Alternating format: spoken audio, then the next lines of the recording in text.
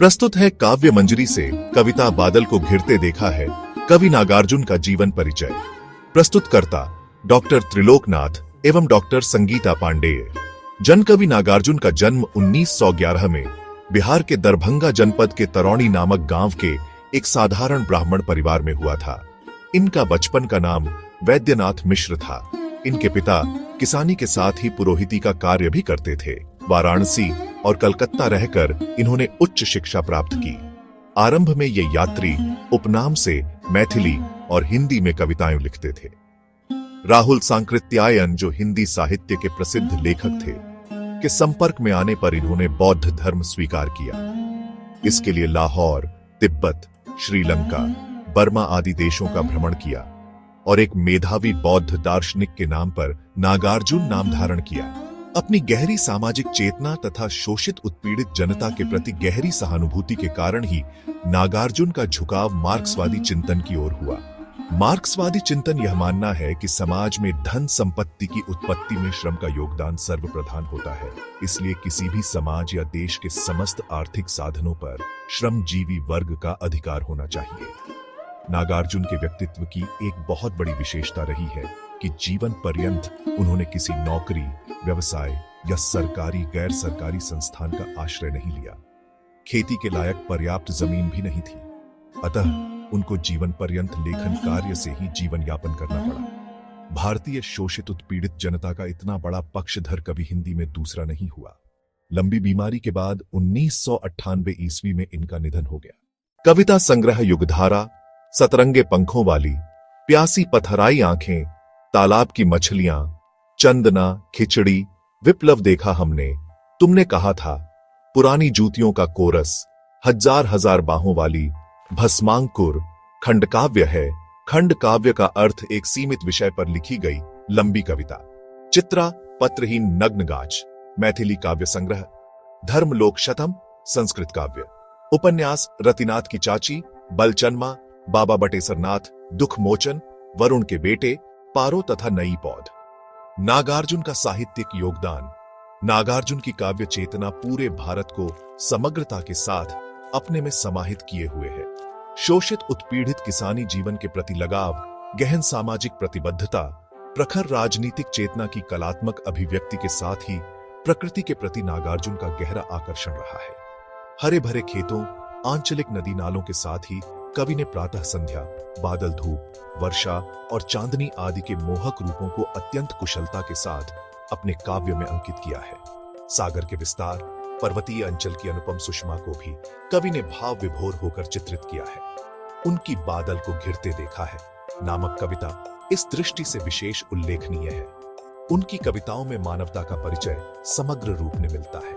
उनकी शिल्प रचना में भी लोकप्रियता का तत्व विशेष रूप से समाविष्ट हुआ है। प्रकृति के मोहक चित्रों और गंभीर भावों की अभिव्यक्तियों के लिए कवि ने संस्कृत निष्ठ परिमार्जित हिंदी भाषा का प्रयोग किया है, लेकिन साधारण जनजीवन के दुख सुख पर लिखते हुए उन्होंने सहज सरल बोलचाल के मुहावरे की शब्दावली का ही अधिक प्रयोग किया है। इनकी कविताओं में कलात्मक शैली का जो उत्कृष्ट रूप प्रकट हुआ है, नई कविता और उसके प्रमुख कवियों में उसका नितांत अभाव है। बादल को घिरते देखा है कविता इस तथ्य का साक्षात प्रमाण है। इनका मानना था कि विषय वस्तु के अनुसार ही शब्दावली भी होनी चाहिए। यही भाषा एवं शैली की विषयानुकूलता का आग्रह भी है। नागार्जुन के काव्य शिल्प की सर्वाधिक महत्वपूर्ण विशेषता है उनकी व्यंग्यात्मक शैली। कबीर के बाद कविता में व्यंग्य का इतना सार्थक प्रयोग अन्य किसी भी कवि ने नहीं किया। शैली की दृष्टि से यह व्यंग्यात्मकता नागार्जुन को आधुनिक कवियों के बीच एक निजी पहचान संबंधित करती है। इस प्रकार कलात्मकता के परंपरागत मापदंड से लेकर विषयानुकूलता, प्रभावोत्पादकता आदि सभी दृष्टियों से नागार्जुन एक सार्थक और कुशल काव्य शिल्पी के रूप में हमारे सामने आते हैं। प्रस्तुतकर्ता डॉक्टर त्रिलोकनाथ एवं संगीता पांडे। प्रस्तुत है कविता का भावार्थ। अमल धवल गिरी के शिखरों पर बादल को घिरते देखा है। छोटे छोटे मोती जैसे उनके शीतल तुहिन कणों को मानसरोवर के उन स्वर्णिम कमलों पर गिरते देखा है। बादल को घिरते देखा है। सरल अर्थों में कवि नागार्जुन की कविता में प्रकृति और मनुष्य का सहचरत्व है।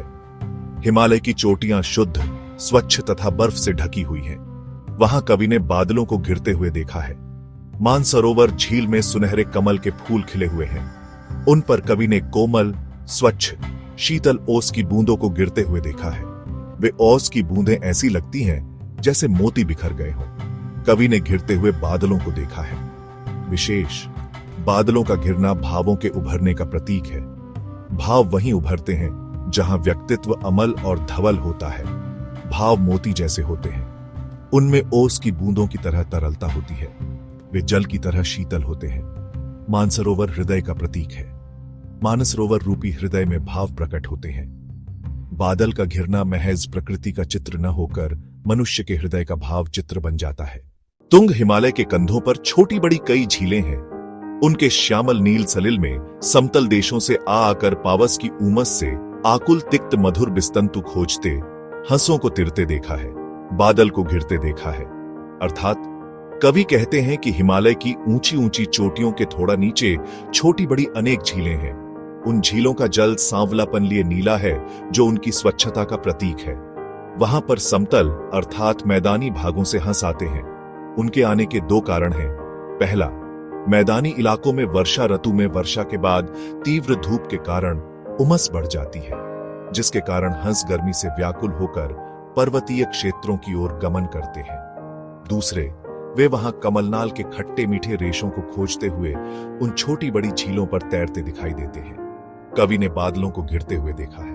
विशेष, यहां हिमालय पर्वतमाला की मध्यवर्ती श्रृंखला की झीलों की बात हो रही है। ऋतु वसंत का सुप्रभात था। मंद मंद था। अनिल बह रहा, बालारुण की मृदु किरणें थी। अगल बगल स्वर्णिम शिखर थे, एक दूसरे से विरहित हो अलग अलग रहकर ही जिनको सारी रात बितानी होती। निशा काल से चिर अभिशापित बेबस उस चकवा चकई का बंद हुआ क्रंदन, फिर उनमें उस महान सरवर के तीरे शैवालों की हरी दरी पर प्रणय कलह छिड़ते देखा है। बादल को घिरते देखा है। भावार्थ, वसंत ऋतु के सुंदर प्रभात का समय था।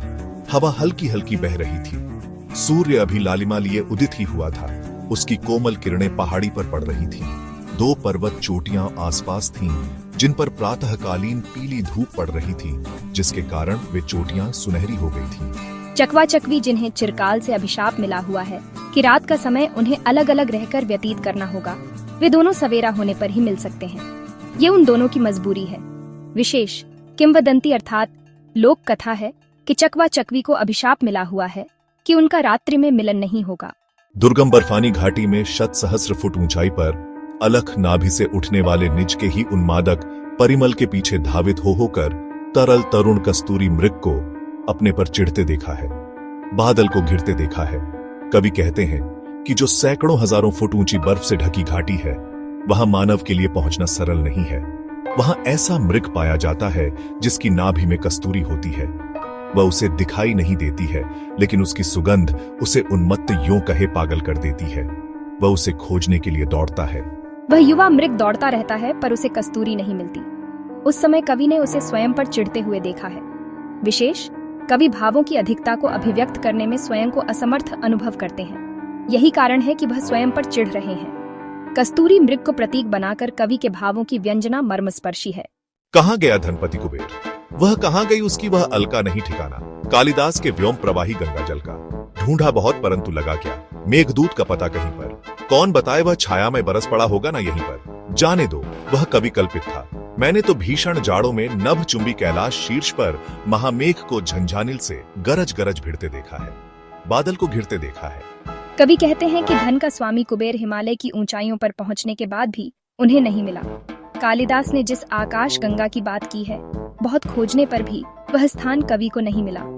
वह मेघ जिसे यक्ष ने दूत बनाकर भेजा था, उस मेघ का भी कहीं पता नहीं लगा। लेकिन कवि ने भयंकर सर्दी के मौसम में आसमान को छूने वाली कैलाश पर्वत की चोटी पर बड़े बड़े बादलों को देखा है। मेघदूत में कालिदास ने यक्षों के अधिपति कुबेर द्वारा अलकापुरी से दंड के लिए निष्कासित यक्ष की कहानी कही है।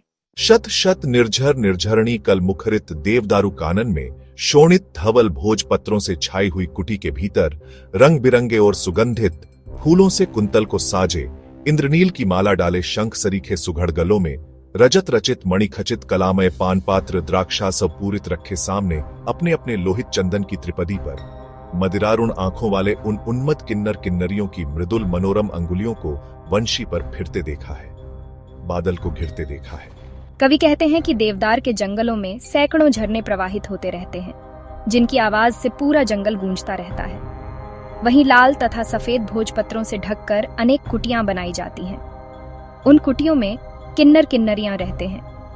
वे अपने बालों को रंग बिरंगे और खुशबूदार फूलों से सजाते हैं। अपने गले में नीलम मणियों की माला पहनते हैं। उनकी तिपाइयां लाल चंदन की लकड़ी से बनी हैं। पान पात्र चांदी के बने हैं, जिनमें मणियां जड़ी हुई हैं। मदिरा पान के कारण उनकी आंखें लाल हो रही हैं। वे मस्त होकर बांसुरी बजा रहे हैं। बौद्ध धर्म ग्रहण करने के बाद कवि ने तिब्बत की यात्रा की थी। उस समय उन्होंने 1939 में यह कविता लिखी थी। अमल धवलगिरी के शिखरों पर बादल को घिरते देखा है। छोटे छोटे मोती जैसे उनके शीतल तुहिन कणों को मानसरोवर के उन स्वर्णिम कमलों पर गिरते देखा है, बादल को घिरते देखा है। तुंग हिमालय के कंधों पर छोटी बड़ी कई झीलें हैं। उनके श्यामल नील सलिल में समतल देशों से आकर पावस की उमस से आकुल तिक्त मधुर बिस्तंतु खोजते हंसों को तिरते देखा है, बादल को घिरते देखा है। ऋतु वसंत का सुप्रभात था, मंद मंद था। अनिल बह रहा, बालारुण की मृदु किरणें थीं। अगल बगल स्वर्णिम शिखर थे, एक दूसरे से विरहित हो, अलग अलग रहकर ही जिनको सारी रात बितानी होती। निशा काल से चिर अभिशापित बेबस उस चकवा चकई का बंद हुआ क्रंदन, फिर उनमें उस महान सरवर के तीरे शैवालों की हरी दरी पर प्रणय कलह छिड़ते देखा है, बादल को घिरते देखा है। दुर्गम बर्फानी घाटी में शत सहस्र फुट ऊंचाई पर अलख नाभि से उठने वाले निज के ही उन्मादक परिमल के पीछे धावित होकर तरल तरुण कस्तूरी मृग को अपने पर चिढ़ते देखा है, बादल को घिरते देखा है। कहाँ गया धनपति कुबेर? वह कहाँ गई उसकी वह अलका नहीं ठिकाना। कालिदास के व्योम प्रवाही गंगा जल का ढूंढा बहुत परंतु लगा क्या।